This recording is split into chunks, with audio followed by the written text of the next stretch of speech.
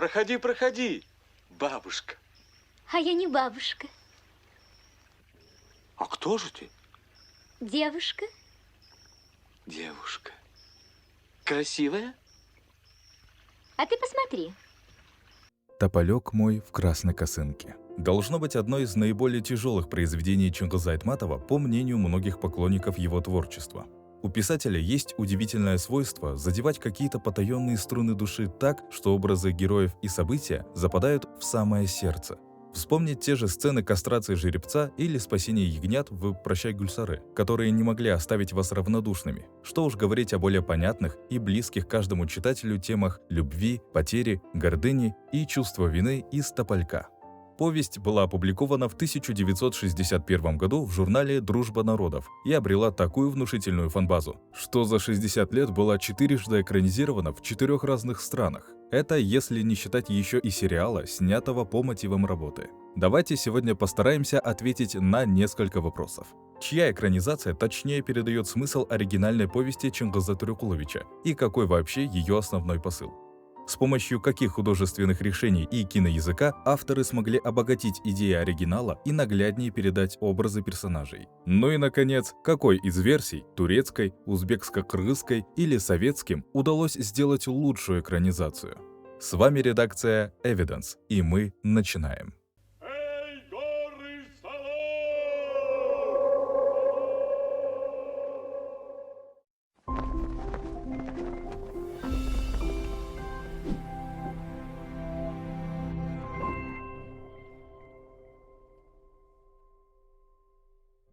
Перед тем, как приступить непосредственно к сравнению экранизаций, давайте освежим память и вкратце пробежимся по сюжету самой повести, поскольку, как и в случае с «Первым учителем», сценарий книги местами довольно сильно расходится с сюжетом некоторых экранизаций. Повествование в книге ведется о молодом, горячем и не очень рассудительном водителе грузовика Ильясе, работающем на Тяньшане и однажды застрявшем при езде на одной из степных дорог. Во время попытки вылезти из трясины молодой человек знакомится с девушкой из соседнего села по имени Асель, тоненькой, в красной косынке, стройной как тополек, и подвозит ее до дома. Между молодыми людьми сразу же вспыхивает сильное чувство. Однако в тот же день Ильяс узнает, что родители нашли для Асель жениха и скоро планируют выдать ее замуж. А если я завтра там снова застряну? Поможете? Помогу. Асель, где ты пропадаешь, ей-богу? Иди переодевайся быстрей, сваты приехали. Молодой и безбашенный воспитанник детдома Ильяс, понимая, что родители девушки никогда бы не отдали ее замуж за, цитата, «пришлого, безродного шоферюгу», зная старинные кыргызские обычаи, и не посмел заикнуться о благословении родителей, а предлагает ей убежать из родного дома и увозит ее прямо перед самой свадьбой. Свою первую ночь влюбленные проводят в кабине грузовика на берегу озера. Асель понимает, что родители обидятся на нее на всю жизнь, но по-другому поступить ей не позволяют чувства. Все шоферы автобазы, прознав об этом, поздравляют молодую пару. Настроение Ильясу подпортила только встреча с диспетчером Кадичой, влюбленной в него и тяжело пережившей эту новость. Решить вопрос с квартирой для проживания Ильясу помогает его друг Алибек. Работать он продолжает на той же автобазе. Таким образом, молодые худо-бедно начинают строить семейную жизнь вместе, и вскоре у молодой семьи рождается первенец, которого они назвали Саматом. Супруги уже подумывали отправиться на поклон к родителям Асель за их благословением, когда случилась беда. Поздней ночью, на подходе к самому сложному участку трассы Долонскому перевалу, Ильяс увидел грузовик, у которого отказал мотор. Шофер и пассажир грузовика, мужчина лет 40, дорожный мастер по имени Байтемир, попросились подвезти, но Ильяс решает забрать не только их самих, но и переправить их машину через перевал на тросе. Авантюра была не просто опасной, но и незаконной. Возить грузы на прицепах по крутым серпантинам Долонского перевала было строго запрещено. Рискуя своей жизнью и жизнью пассажиров, Ильяс все-таки с успехом доставляет машину до цели. Но вся эта история ему все же аукнулась впоследствии, но не совсем так, как он того ожидал. Зимой перед шоферами ставят новую, кажущуюся невыполнимой задачу – перебросить за неделю кучу оборудования для китайцев на строящийся недалеко от границы большой завод. Силами автобазы сделать это было невозможно. И тогда Ильяс, вспомнив то, как перетянул через перевал грузовик на тросе, предлагает прикрепить к каждой машине прицеп, чтобы ускорить процесс. И его идею прилюдно высмеивают. Самолюбие его было задето, и он пытается всем доказать, что это возможно. Взяв без разрешения прицеп, Ильяс отправляется на перевал и, не справившись с управлением, оставляет перевернувшийся прицеп с грузом в кювете и уезжает. Ильяса в наказание снимают с трассы и переводят на внутренние рейсы. Он начинает заливать горе алкоголем. Бесконечные пьянки приводят к ссорам. Ильяса заводит роман с все еще влюбленной в него Кадичой и изменяет Асель. Жена обо всем узнает, собирает ребенка и тайно уезжает от Ильяса. Он, раскаявшись и нигде не найдя свою жену, уезжает вместе с Кадичой на много лет из знакомых мест. Но незакрытый гештальт не дает ему спокойно жить, и он возвращается обратно. Asalchi? Asal, u allaqachon ketgan. Bu yerda yashamaydi. Har yili pochcham bilan keladi. Спустя годы судьба вновь сводит их вместе самым неожиданным образом. Раненого Ильяса, угодившего в аварию, узнает и заводит к себе домой тот самый дорожный мастер Байтемир, которого он когда-то выручил. Ильяс узнает в его жене свою давнюю возлюбленную, видит, что Асель замужем за хорошим, любящим мужчиной. Его сын Самат растет в семье, где царит атмосфера любви и понимания. Асель, конечно же, узнает его. Байтемир тоже абсолютно все понимает, но решает дать жене самой выбрать, как поступить. Выясняется, что он памирский кыргыз, призванный в армию во время начала войны и, вернувшись, обнаружившись, что его дом, жену Гюльбару и 2 дочерей снесла снежная лавина. Переехав на Тяньшань, он живет в одиночестве долгие годы и, лишь приютив у себя дома Асель с ребенком, ушедшую от мужа, в нем просыпаются былые чувства, и он оживает, заботится о них, и с годами они решают построить семью. Девушка выходит замуж за него, и он воспитывает Самата как своего родного сына. Возвращаемся к неожиданной встрече. Наутро, повинуясь импульсу, Ильяс предлагает Асель взять сына и уехать с ним, но та отказывается и со временем даже запрещает сыну видеться с отцом. Асель остается с Байтемиром, а Ильяс наконец осознает, что пора взять ответственность за последствия своих решений и решает идти дальше, найти новую любовь и жениться, смирившись с тем, что свою первую любовь, Асель, свой тополек в красной косынке, он потерял безвозвратно. Давайте взглянем на то, как данный сюжет был раскрыт в рамках другого вида искусства, не литературы, а кино. Первой экранизацией повести стала картина «Перевал» режиссера Алексея Сахарова, снятая Фрунзенской киностудией в 1961 году. Первое, что сразу же бросается в глаза, это внесение заметных изменений в сценарий. Если в оригинальной повести центральным противопоставлением сюжета является сравнение Ильяса и Байтемира, 2 абсолютно разных людей с разными характерами и идеалами, тщеславного, наглого, не умеющего признавать свои ошибки Ильяса и Байтемира, поражающего своим внутренним стержнем, мудростью и каким-то тихим смирением, то в киноадаптации образ Байтемира забрал себе дедушка, желающий помочь молодой паре. Он делится с ними своей мудростью, желает молодым счастья и примирения. Этот любовный треугольник намеренно извлечен из сюжета. Противопоставление здесь проводится между внезапно обретшим положительный окрас Ильясом, ошибшимся разок, но работающим над собой хорошим парнем, и Джантаем из повести, который периодически вставлял главным героям палки в колеса. Джантай ревнив и завистлив, он пакостит и совершает гадости. Именно он пытается погубить карьеру Ильясу, перевернув прицеп и выставив его в унизительном свете, а также разрушить его семью, узнав об его измене и рассказав все Асель. Он поведал ей об этом не из этических соображений заботы об обманутой девушке, а только из чувства мести. И именно на фоне его поведения зритель подсознательно выбирает Ильяса. Да, он тщеславный изменщик, но он хотя бы не подлый, как Джантай. Более того, этот конфликт выходит на передний план еще и по идеологическим причинам. Через всю картину красной нитью проведено рассуждение о советской идеологии. Шоферам ставят какие-то невыполнимые задачи и приходится как-то выкручиваться, противопоставление себя коллективу и неминуемое поражение личности. Позор среди коллектива и отлучение – худшее, что может произойти с советским человеком. Доносительство. Да, все это есть и в книге, но здесь это прям выпячивается. Джантай выставлен подлым доносчиком, частью системы. В финале его эта система и выбрасывает. А Ильяс личностью, да, не без грехов и ошибок, но с желанием бороться и идти наперекор. И в итоге он получает прощение Асель и вознагражден воссоединением с семьей. Помимо кардинального переписывания сценария, в глаза бросается и визуальная среда фильма. Очень необычная для кыргызского кинематографа операторская работа. Героев практически всегда снимают снизу, словно подчеркивая заносчивость Ильяса и гордость Асель. Резкие наезды камер в сопровождении классической музыки, передающей внутреннее смятение, гнев, горе и другие эмоциональные порывы персонажей.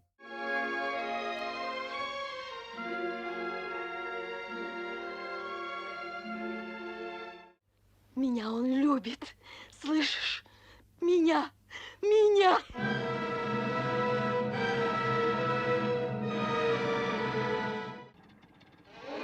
Асель, садись рядом. Увезу, как тогда, навсегда. Садись.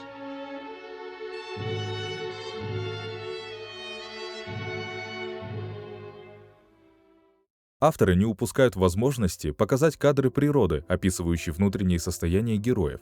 Вот так нас знакомят с молодым и свободолюбивым Ильясом. Эй, горы,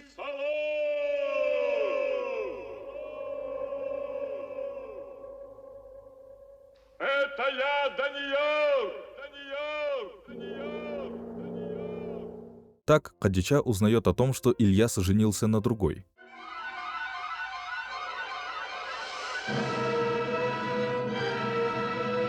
А вот так показано самобичевание Ильяса из-за измены и необходимость принять трудное решение на перевале его жизненного пути.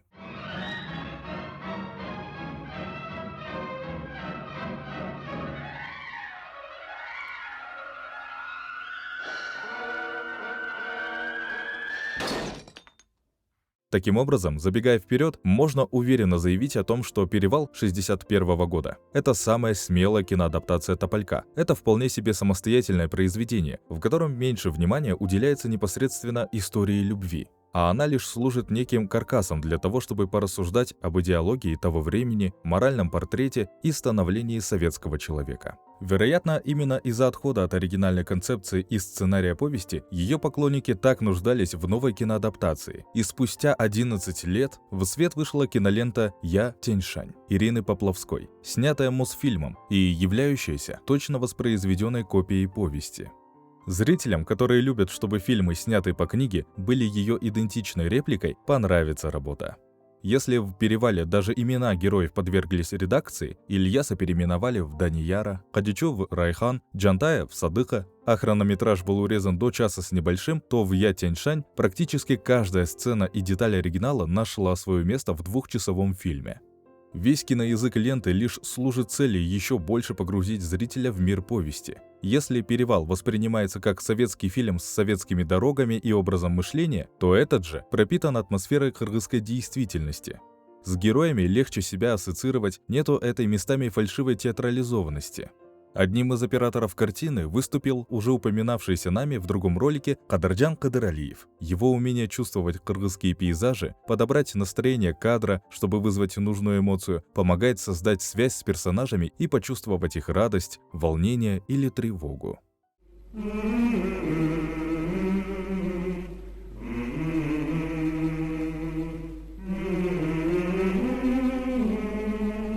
Нельзя не упомянуть и актеров. Здесь смотрится к месту весь актерский состав, а не только Сюмёнкул Чокморов, как в некоторых других работах. Не зря именно из этой киноленты взяты кадры для клипа Мирбека Атабекова для песни «Долон», созданной по мотивам повести.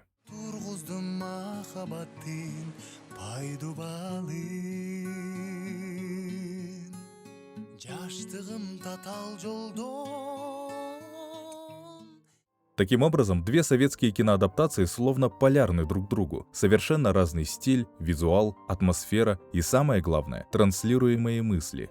Одна – это пронзительное произведение о любви и потере. Другая – рассуждение о моральном портрете личности в идеологическом разрезе.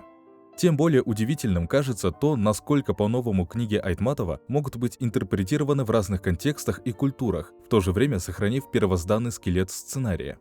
Поднятые им в произведениях темы настолько универсальны для любого общества, что нашли отражение и в душе зарубежного зрителя. В 1977 году в свет вышел турецкий фильм «Красная косынка» режиссера Атыфа Елмаза, вошедший в 10 лучших турецких фильмов из более чем 6000, снятых с 1914 года по 2004 год, по данным опроса, проведенного Ассоциацией кинематографа Анкары. Лента стала классикой турецкого кино, и мало кто из жителей Турции никогда не видел этот фильм или не узнает мелодию из него.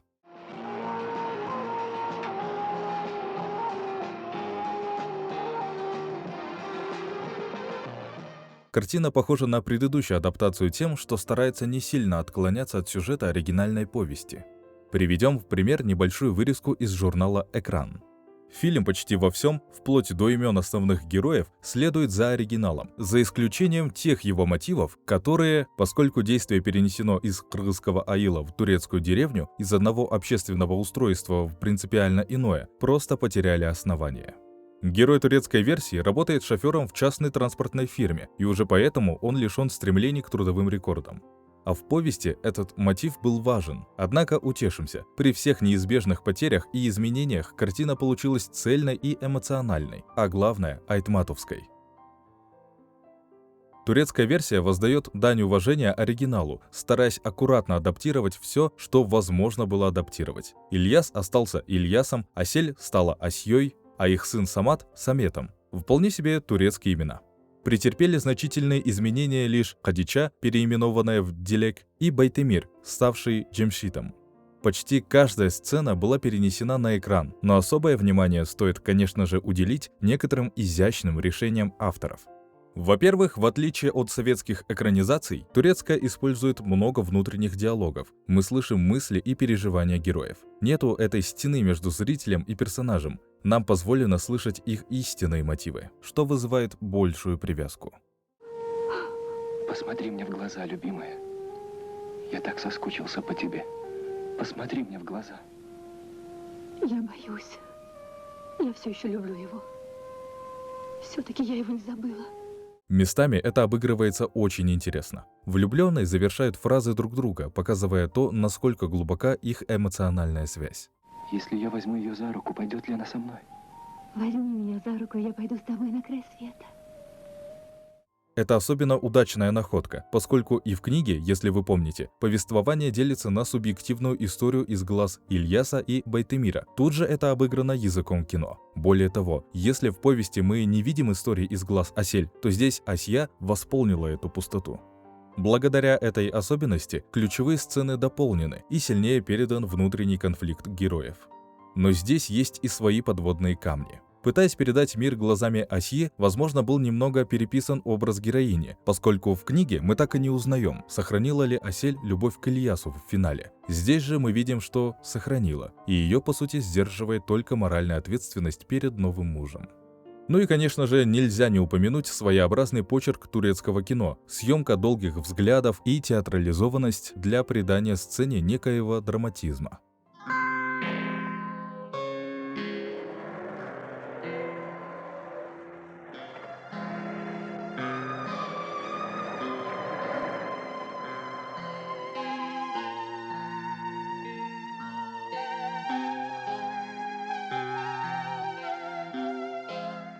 В финале же многих турецких фильмов это просто выкручивается на максимум, в киношной попытке наглядно показать принятие решения в одной сцене. Завершающий аккорд. Все герои выходят на авансцену, чтобы проиллюстрировать финальный выбор.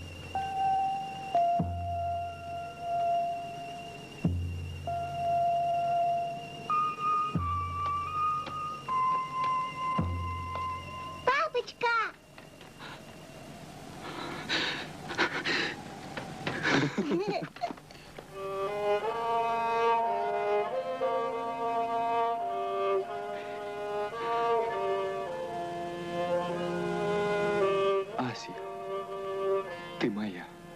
Самет назвал Джамшида отцом. Он сделал свой выбор. Что такое любовь?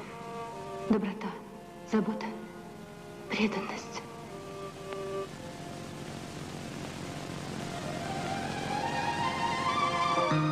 Ася.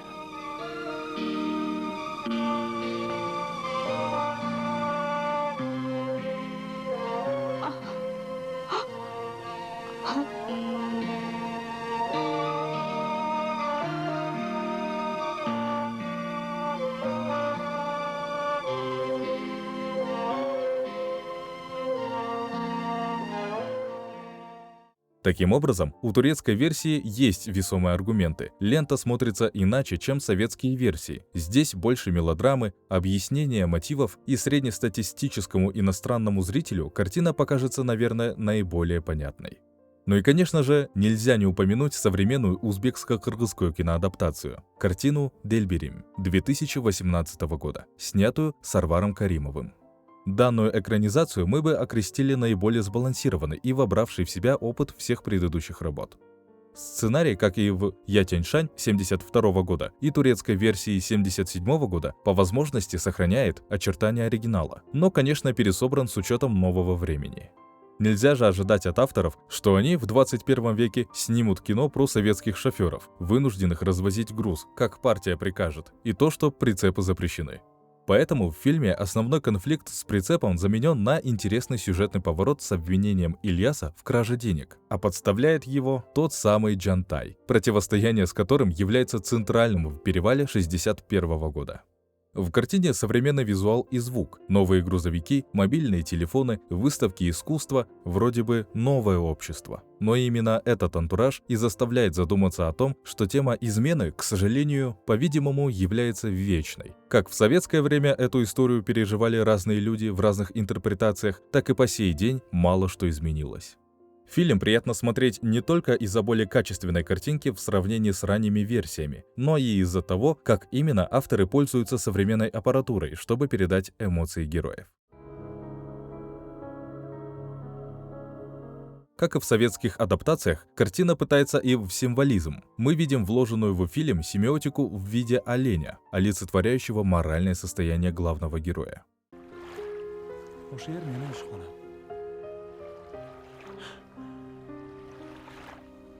ماشینم ایسا uyumaz.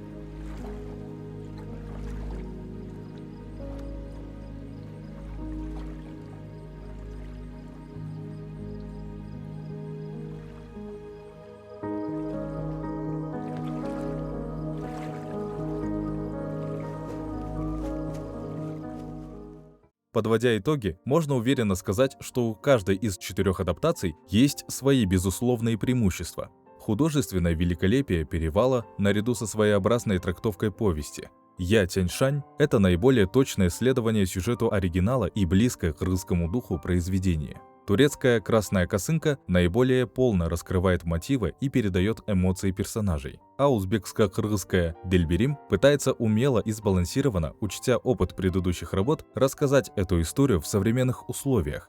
Так что глупо будет возвысить одну работу над другими. Это совершенно разные картины, ставящие перед собой разные задачи. Мы составили свое мнение.